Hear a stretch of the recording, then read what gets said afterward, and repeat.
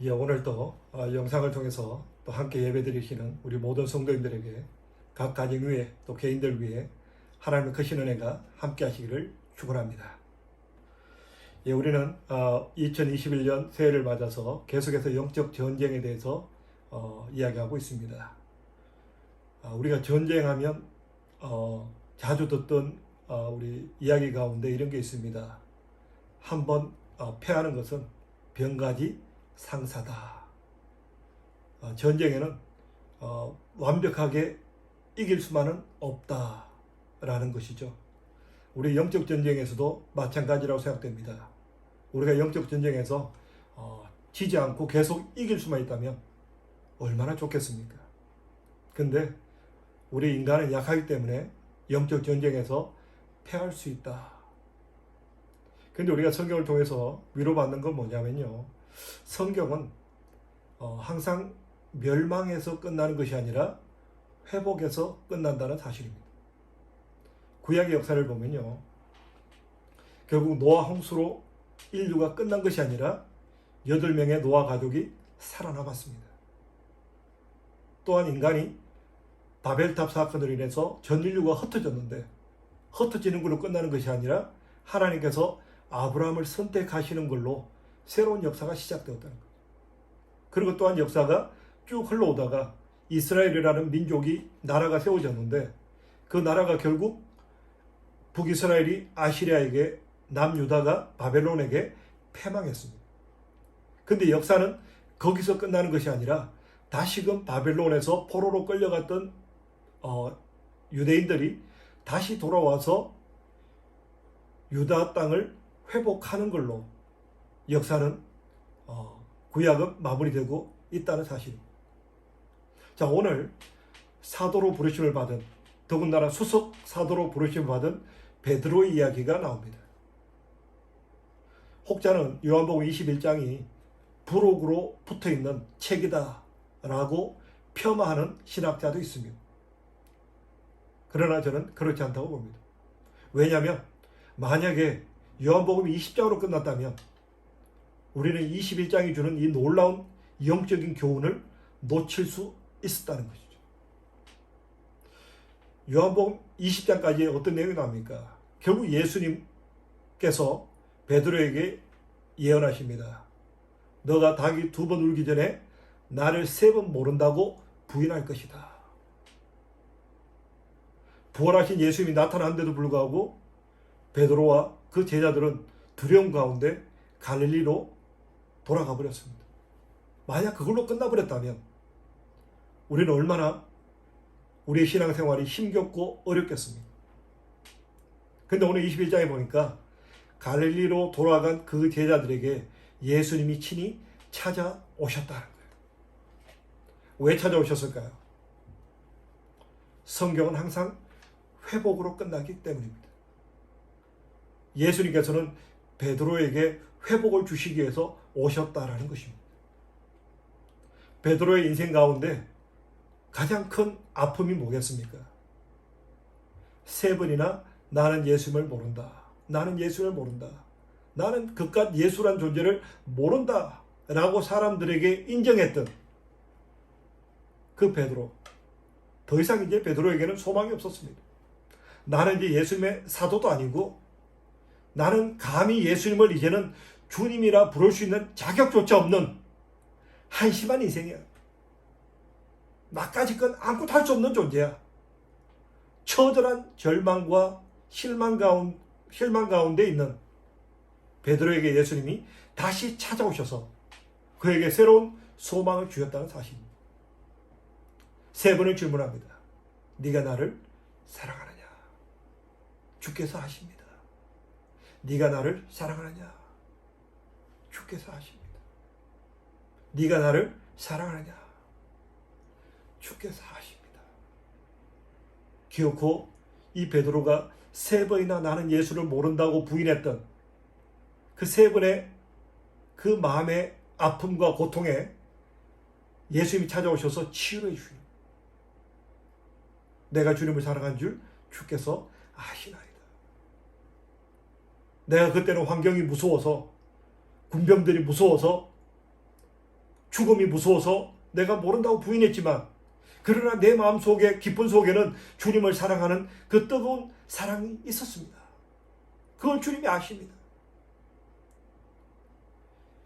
그 마음속에 깊이 파였던 그 아픔의 골이 메워지는 하나님의 치유, 그 예수님의 치유가 베드로에게 임했다는 사실입니다.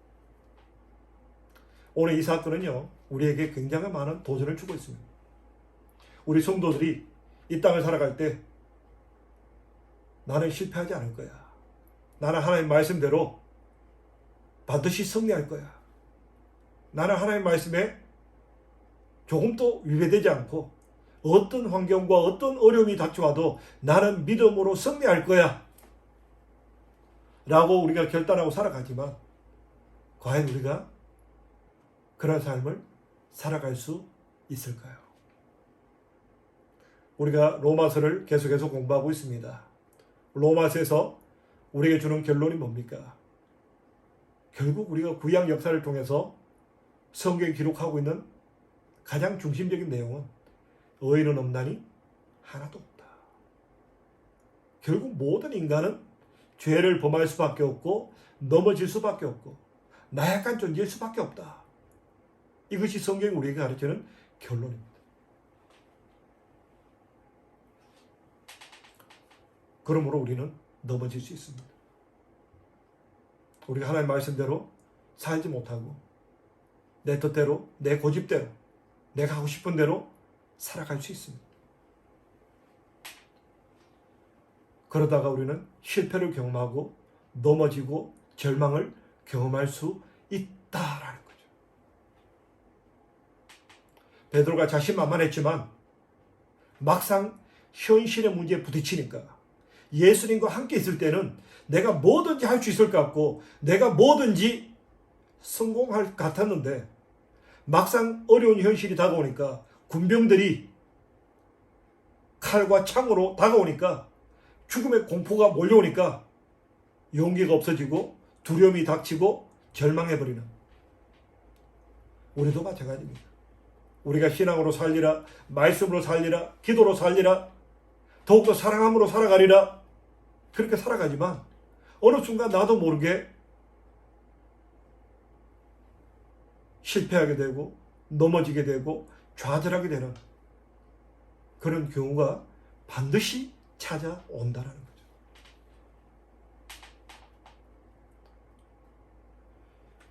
성경은요, 우리에게 이 베드로와 가롯인 유다를 많이 비교하고 있습니다. 과연 베드로의 죄가 클까? 가룟 유다의 죄가 클까? 가룟 유다가 언삼십냥을 받고 서성을 고발한 이것이 과연 베드로가 지은 죄보다 더 큰 죄일까? 왜 가룟 유다는 결국 목매서 죽을 수밖에 없었는가? 요한일서를 우리가 새벽 기도 때마다 이번 한 달 동안 계속해서 읽어왔습니다. 거길 보시면요, 우리가 요한복음에 보면 이 가룟 유다의 삶에 대해서 계속해서 나타내주고 있습니다. 계속해서 나타내주고 있는 것 중에 하나가 보면 결국 가룟 유다는 한 번도 예수님을 전심으로 어떤 주님으로 고백한 적이 없었다는 사실이에요. 예수님은 가룟 유다에게 끊임없이 찬스를 줬습니다. 몇 번을 돌이킬 수 있는 찬스를 줬는데 불구하고 가룟 유다는 끝끝내 자기 고집, 자기 중심 되는 삶을 벗어나지 않았습니다. 그가 원했던 메시아, 그가 원하는 메시아는 그야말로 로마를 정복하고 세계를 지배하는 다윗 왕 때 다윗 왕이 그 당시 세계를 지배했던 것처럼 무력으로 로마를 무찌르고 어떤 세계를 장악하는 그런 메시아, 그게 가룟 유다가 꿈꿨던 메시아예요. 인간적인 메시아. 이 땅에서 이 땅을 살아간 동안 뭔가 예수님으로 말미암아 어떤 기적이 나타나고 삶 가운데 뭔가 놀라운 변화를 경험할 수 있는 그러한 메시아. 어떤 이성적이고 어떤 합리적인 모든 인간들이 꿈꾸는 그런 메시아. 그게 가룟유다가 꿈꿨던 메시아였습니다.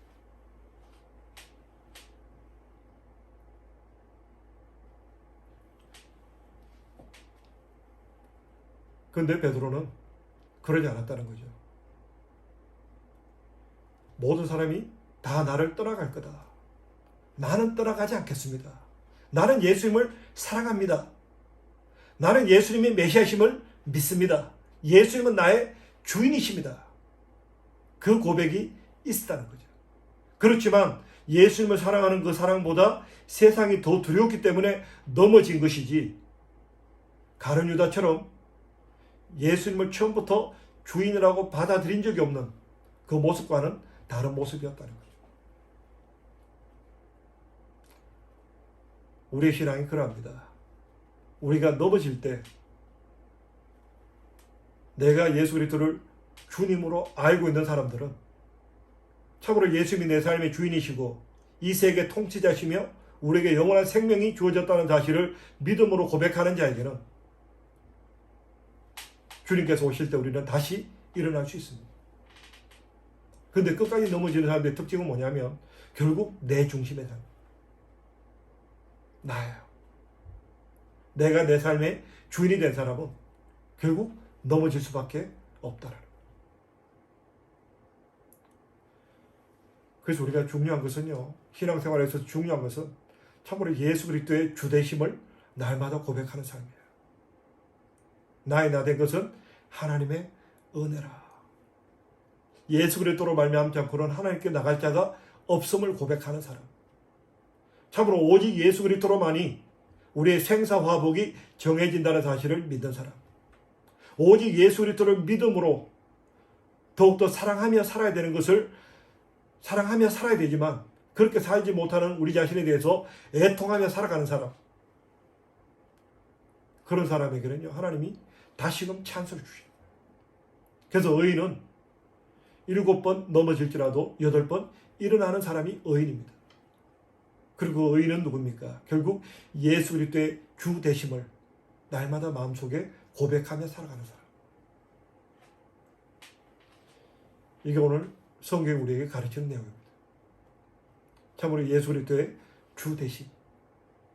참으로 나 같은 죄인을 위해서 십자가에 피 흘려 죽기까지 나를 사랑하신 그 크신 사랑을 가지고 계시고 그 큰 사랑을 우리에게 보여주신 그분 예수 그리스도, 그분을 바라보고 그분을 본받기를 힘쓰고 또 그분 말씀에 순종하기를 힘쓰며 살아가는 사람.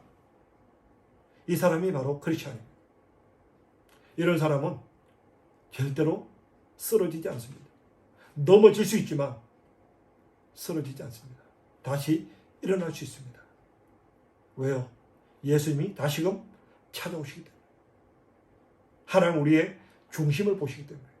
우리의 중심은 주님을 사랑하지만 우리의 연약한 육신으로 말미암아 우리의 험악한 환경 때문에 우리는 넘어지고 좌절하고 실망하고 근심 가운데 사여 있지만 그때마다 주님은 우리를 찾아오십니다.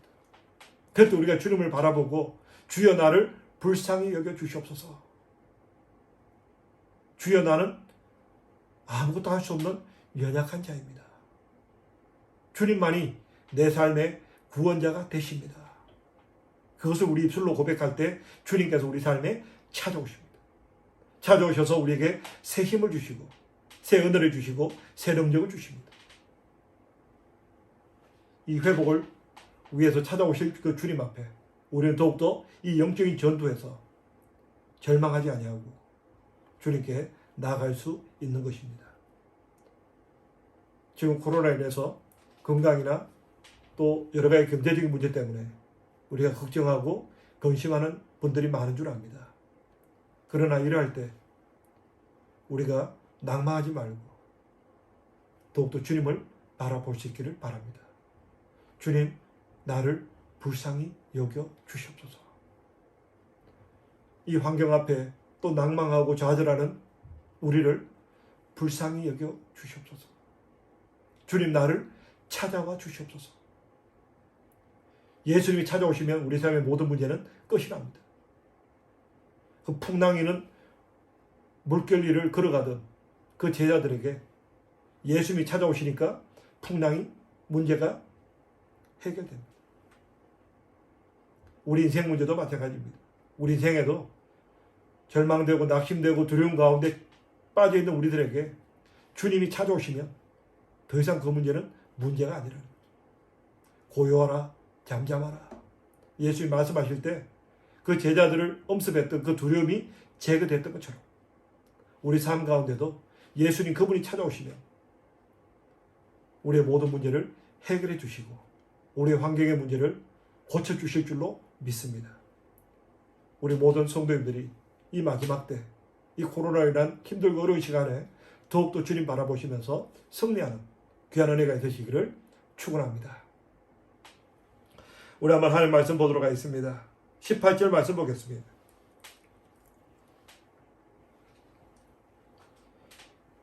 같이 한번 읽겠습니다.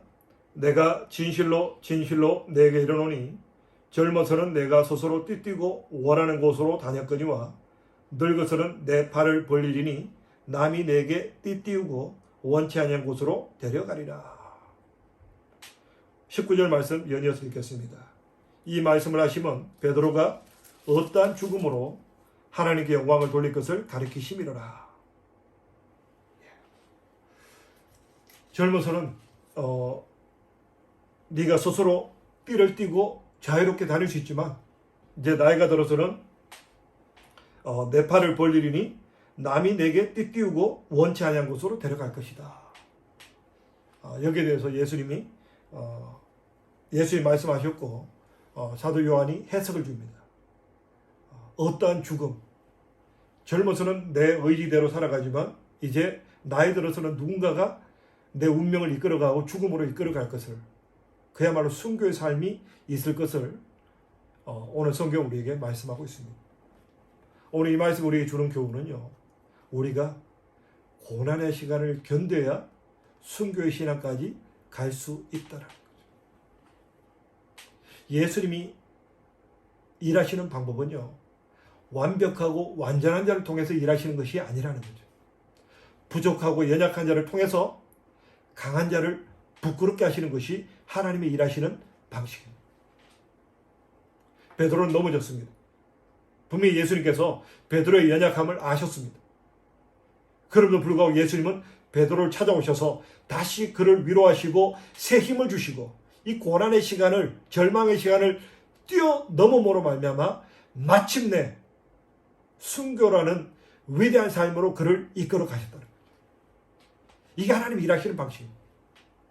우리의 넘어짐이, 우리가 절망하고 실패했다 하고 부끄러운 모습들이 부끄러움으로 끝나고 절망으로 끝나는 게 아니라 하나님은 그 어려운 절망과 고통의 시간을 통해서 우리를 더욱더 위대한 삶으로 초대하신다는 사실입니다.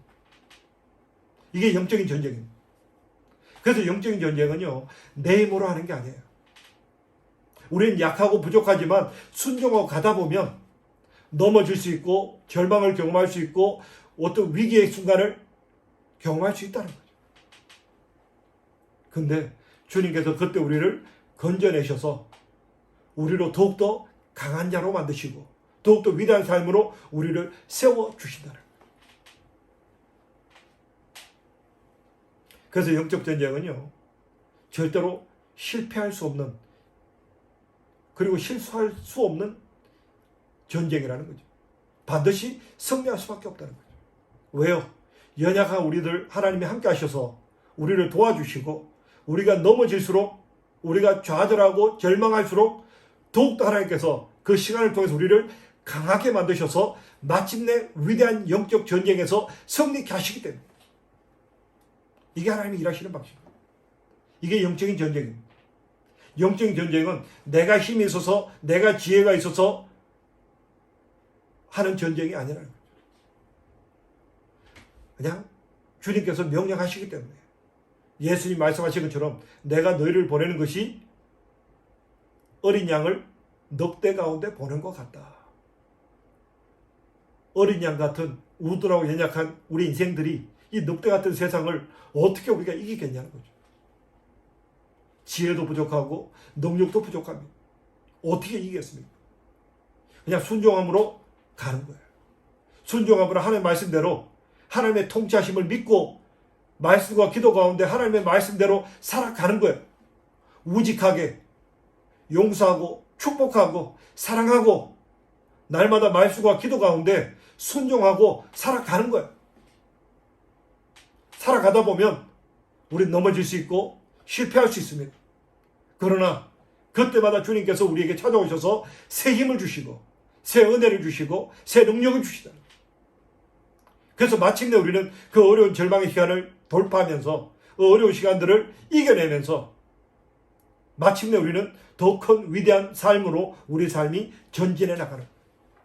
과거에는 꿈꾸지 못했던 그야말로 베드로가 어부로서 고기 잡다가 일평생을 마칠 수밖에 없던 그런 인생이었는데 예수를 만나고 예수가 동행하는 삶을 살아가고 또한 실패를 경험함을 통해서 위대한 세계 역사에 족적을 남기는 하나님 나라의 위대한 사도로 변화되어졌다라는 거죠. 우리 성도들 삶도 마찬가지입니다. 하나님이 이 패턴을 바꾸신 적이 없어요. 하나님 당신의 자녀가 하나님 저는 약해서 못해요. 저는 부족해서 못해요. 아니요. 하나님께서 우리에게 말씀하실 때 두려워 말라. 내가 너와 함께 하겠다. 우리의 힘은 하나님 우리와 함께 하시는 게 있는 거지 내가 얼만큼 지혜가 있었고 내가 얼만큼 능력이 있다 이것은 하나님의 일하는 데서 별로 중요한 요소가 아니라는 거예요. 하나님이 함께 하시느냐 그렇지 않느냐 이게 중요한 차이다. 우리 인생은 별로 차이 나지 않습니다. 거기서 거기에요. 그 한나라를 세웠던 유방 별 볼 일 없는 인생이었는데 시대가 영웅을 만드는 거예요. 좋은 시대를 만나면 영웅이 되는 거고 나쁜 시대를 만나면 역적이 되는 거고 이게 인간의 역사입니다. 인간들은 별 차이가 없어요. 결국은 어떤 세상 사람들이 말하는 하늘이 그 운명을 어떻게 조정하느냐에 따라서 그 사람의 운명이 바뀐다 그럽니다. 근데 우리 하나님 사람들은 알고 있습니다. 이 세상 역사를 운행하시는 분은 하나님이십니다. 하나님이 붙잡아 주시고 하나님이 함께 하시면 우리의 삶은 위대해지는 거예요. 우리가 위대해서 잘나서 위대한 것이 아니라 하나님이 우리를 붙잡아 주시고 하나님이 우리와 함께 하실 때 우리의 삶은 위대하게 바뀌는 거예요. 별 볼 일 없는 인생도 아무짝에 쓸모없는 인생도 주님께 붙잡히면 위대한 삶으로 바뀌는 거예요. 영적인 전쟁은 우리를 그렇게 만들어줍니다. 영적인 전쟁은 우리가 실패하고 넘어지는 것조차도 일단 우리가 주님을 사랑하는 마음으로 말씀에 순종해서 세상 풍속을 따르지 않고 하나님의 말씀대로 따라가기로 결단하고 순종하고 살아가면 넘어지는 것조차도 하나님이 다시금 우리를 이렇게 세우시고 우리를 위로하시고 우리에게 새 힘 주셔서 또 새 능력 부어주셔서 넉넉히 세상을 이기게 하신다는 거예요. 그러므로 우리에게 중요한 것은 참으로 하나님을 사랑하는 그 마음, 나 같은 죄인을 위해서 십자가에 죽으신 그분을 바라보고 그분을 사랑하고 살아가는 것. 이 마음만 있으면 우리는 영적인 전쟁에서 반드시 승리할 수밖에 없습니다. 우리가 어렵고 힘든 시기를 통과하면서 더욱더 담대하게 승리하는 저와 우리 모두가 되기를 축원합니다.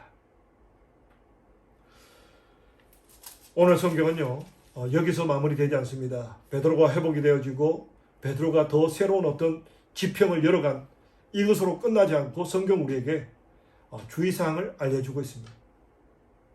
우리 한번 20절 말씀 보도록 하겠습니다. 20절 같이 한번 읽습니다. 시작.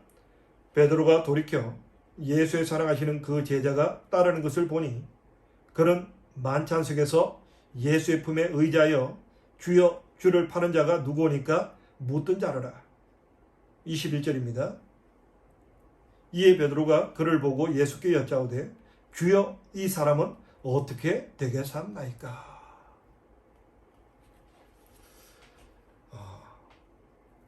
특별히 우리가 여러 명의 자녀를 키우다 보면 경험하게 되는 것이 뭐냐면 소위 말해서 사랑 싸움이 있습니다. 먼저 태어나서 사랑을 받던 자녀가 이제 나중에 태어난 동생들을 대할 때 가지게 되는 시기심이 있어요. 이 사랑과 시기는요, 거의 같은 맥락을 가지고 있다고 봅니다. 그래서 하나님께서도 우리를 사랑하실 때 시기하기까지 우리를 사랑하신다.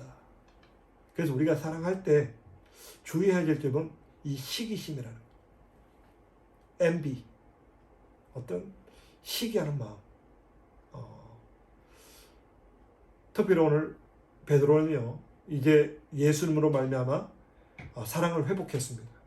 내가 주님을 사랑한 줄 주님께서 아십니다. 이제 주님과의 사랑이 회복되고 나니까 갑자기 예수님 옆에 있는 요한, 예수님께 특별히 사랑을 받았던, 그래서 예수님께서 십자가에 죽으시기 전에 어머니 마리아를 부탁했던 요한을 보니까 갑자기 질투심이 생겨요. 쟤는 어떻게 됩니까? 우리 성도들이 영적인 사역에 있어서 참 조심해야 될 부분이 그런 부분이라고 생각됩니다. 우리가 예수님과 인격적인 만남이 있고 나면 참 조심해야 되는 것이 뭐냐면 이 시기심. 하나님과 사랑이 회복되고 나면 이 이웃과의 관계가 이제 자연스럽게 주님이 사랑하시는 것처럼 우리도 그 형제 자매를 사랑하는 모습으로까지 나가면 좋은데 이 시기심이 찾아오는 거예요. 나만 사랑받고 싶은 거예요. 나만 하나님이 사랑하고 나만 하나님 사랑하고 하나님이 나만 사랑했으면 좋겠다 하는 이 시기심이 찾아와요.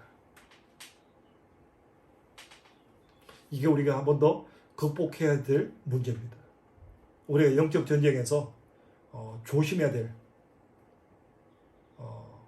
어떤 위험 요소 중에 하나가 이 시기심이라는 거예요. 우리가 대표적으로 보면 구약에 사울과 다윗이 등장합니다. 사울에게도 능력이 있었습니다. 그래서 사람들이 사울은 천천히요, 다윗은 만만이다.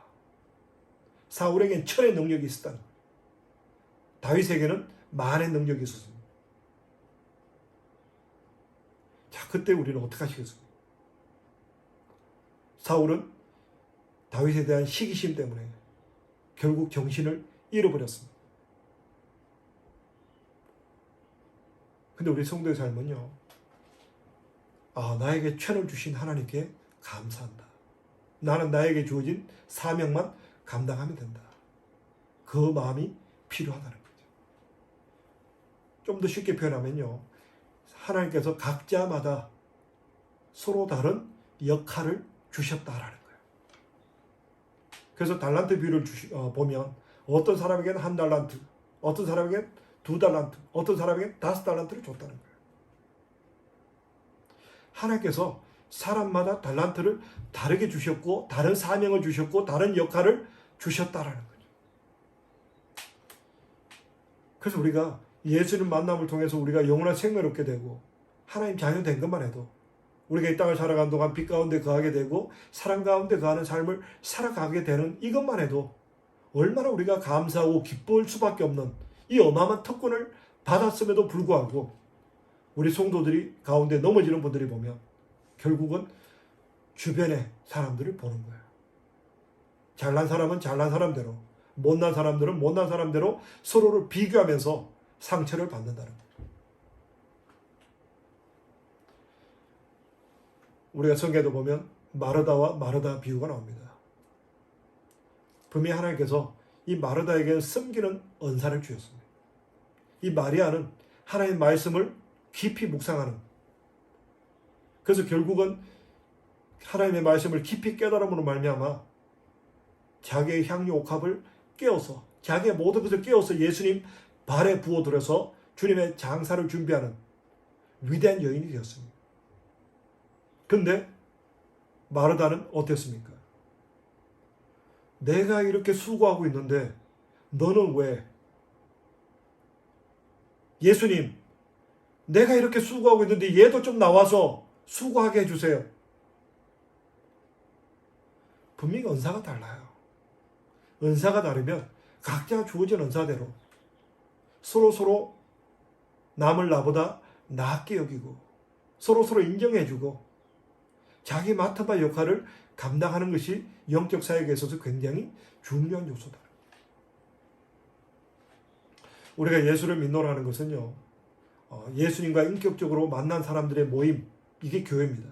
교회는 예수님과 인격적으로 다 만남이 있는 분들의 모임입니다. 그런데 여기서 참 조심해야 될 것이 시기심, 질투심을 가지는 것이 굉장히 위험할 수 있다는 거예요. 외부의 적보다도 오히려 이러한 시기심이 오히려 더 영적 전쟁에 있어서 위험할 수 있다는 거예요. 교회가 하나됨에 있어서 중요한 요소가 뭐냐면 서로 상대방을 있는 그대로 받아주고 인정하는 거예요. 내가 이런 일을 하고 있으니까 너도 왜 이걸 못해? 서로 역할이 다른 거예요. 그래서 로마서 12장을 보면 그러므로 내 사랑하는 형제들아 내가 하나님의 모든 자비하심으로 너희를 구하노니 너희 몸을 하나님 기뻐하시는 거룩한 산 제물로 드리라. 그 산 제물로 드림에 있어서 가장 중요한 요소에 대해서 사도 바울은요, 우리 몸의 지체에 대해서 이야기합니다. 각자마다 역할이 다르다. 그러므로 상호 인정해야 된다. 세상은 그렇지 않다는 거죠. 세상은 시기하고 질투하고 남이 나보다 나으면 태클을 걸고 물귀신처럼 뒤에서 잡아 끌고 내가 잘나야 되고 내가 드러나야 되고 이게 세상 풍속입니다. 이게 우리 인간의 악한 습성이에요. 그런데 하나님 나라는 그렇지 않다. 하나님 나라는 몸의 지체가 다른 것처럼 눈의 역할을 하는 사람이 있고 코의 역할을 하는 사람이 있고 귀의 역할을 하는 사람이 있고 팔다리의 역할을 하는 사람이 있고 다 기능들이 다르다는 거죠. 오늘 예수님께서 베드로에게 이런 말씀하시는 거예요. 그냥 네 일이나 잘해라. 내가 너를 사랑하고 내가 너에게 준 사명 그것만 잘 감당하면 되지. 다른 사람에 대해서 이러쿵 저러쿵 너가 함부로 비판하고 판단하지 말라는 거예요. 이게 영적 전쟁에서 굉장히 중요한 요소라고 봅니다. 요즘 그 손흥민 선수가 아주 축구를 잘합니다. 그래서 손흥민 선수 덕분에 가끔 축구를 보는데요. 축구를 보면서 느끼는 게 그렇습니다. 이 단체 게임이라는 거예요. 한 사람만 잘한다고 해서 나만 공을 잘 찬다고 해서 결코 그 팀이 이길 수 없어요. 이게 팀 게임이라는 거예요. 우리 영적 전쟁도요. 팀 게임입니다. 한 사람 한 사람이 하나님과 긴밀한 관계를 통해서 하나님께 능력을 받고 은혜를 받는 거 중요합니다. 그와 아울러서 하나됨이 중요하다는 거죠. 영적 전쟁은 하나 돼야 이기는 전쟁이에요. 나만 하나님께 능력받고 내가 더 강해지고 내가 더 높아지는 것이 아니라 내가 하나님께로부터 받은 은혜로 말미암아 더 낮아지고 더 순종하는 삶이 됨으로 말미암아 하나가 되는 거. 그래서 우리는 영적 전쟁에서 사탄의 권세를 끊고 땅까지 복음을 전하는 이 사명을 감당할 수 있는 거예요. 교회도 마찬가지입니다. 교회도 각자마다 다 은사가 다르고 능력들이 다릅니다. 교회에서 가장 중요한 게 뭘까요? 성령 안에서 하나가 되는 거예요. 서로 인정하고 서로 축복하고 서로 나보다 남을 나게 여기고 그럴 때 우리는 하나님의 뜻을 이 땅에 이룰 수 있고 하나님 나라를 이 땅에 이루는 일에 또 하나님 나라가 온 세계를 점령하고 통치하는 일에 쓰임받는 교회가 되고 성도가 되는 것입니다. 오늘 말씀을 정리하도록 하겠습니다. 영적 전쟁입니다. 영적 전쟁에서 하나님은 반드시 우리를 회복시키시는 분입니다. 우리가 주님을 사랑하는 마음만 있다면 나 같은 죄인을 위해서 십자가에 피 흘려 돌아가신 그분을 향한 중심만 붙잡고 있으면 우리는 어떤 상황이 있든 간에 하나님은 반드시 우리를 이렇게 세워주십니다. 그리고 두 번째 우리는 그 환난과 어려움을 통해서 더 강해지고 더 위대한 하나님의 영적 전쟁에 사용하실 것입니다. 그리고 세 번째 우리가 진짜 조심해야 될 거 시기심과 질투심을 버리시기 바랍니다. 서로 남을 나보다 낫게 여기고 서로 축복하고 서로 한 가지로 함께 가기를 힘쓰는 성도의 삶을 힘쓰시기 바랍니다. 그럴 때 우리는 반드시 영적 전쟁에서 승리할 수 있습니다. 우리 교회가 승리하게 되고 우리 모든 성도의 각 가정들이 영적 전투에서 승리하게 될 것입니다. 하나님께서는요, 승리하는 자에게 반드시 좋은 것으로 보상해 주십니다. 먼저 그의 나라와 의를 구하고 승리하는 자에게 반드시 우리 삶을 책임져 주시고 풍성케 하시는 놀라운 하나님의 은혜가 준비되어 있습니다. 이 놀라운 축복을 누리는 저와 우리 모두가 되기를 축원합니다. 우리 함께 기도드리겠습니다. 할렐루야. 감사하신 아버지 하나님, 참으로 감사드립니다.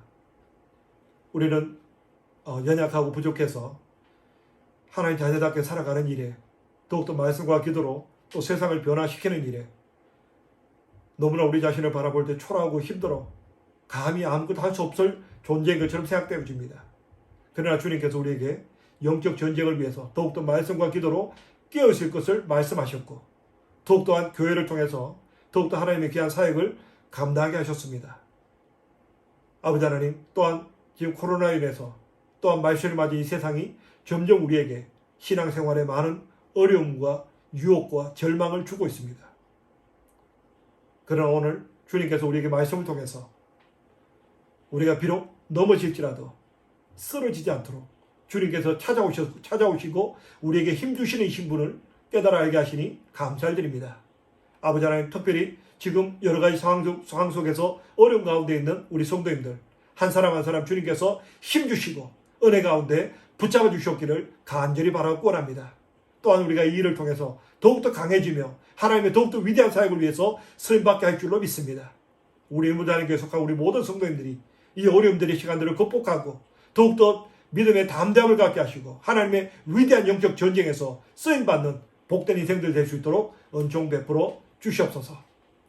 아버지 하나님, 간절히 바라고 원합니다. 특별히 베드로가 또 시기심 가운데 실족했던 것처럼 우리들 이러한 시기심 때문에 넘어지지 않도록 주님께 우리를 붙잡아 주시옵소서. 남을 나보다 낫게 여기고 더욱더 하나됨에 힘쓸 수 있게 하시고 각자 받을 주어진 사명들 겸손하게 잘 감당해서 우리 교회로 말미암아 하나님 나라 힘있게 확장되게 하시고 우리 모든 성도들이 주 안에서 승리함으로 주님 주시는 그 은혜로 더욱더 담대해지게 하시고 주님 주시는 그 풍성함으로 더욱더 주님을 높일 수 있는 복된 삶들 살아갈 수 있도록 은총 베풀어 주시옵소서. 주님, 이 마지막 때 이 코로나에서 어려운 이 난세 가운데 우리 모든 성도님들 더욱더 은혜 가운데 지키시고 우리 자녀들 더욱더 주님 품 안에 품어주셨기를 간절히 바라옵곤 합니다. 마침내 성립케 하시는 그분을 인하여 더욱더 주님께 큰 영광을 올려드리는 우리의 모든 삶들 될 수 있도록 주님 은총 베풀어 주시옵소서. 이 모든 것 감사드리오며 예수님 이름으로 기도합니다. 아멘.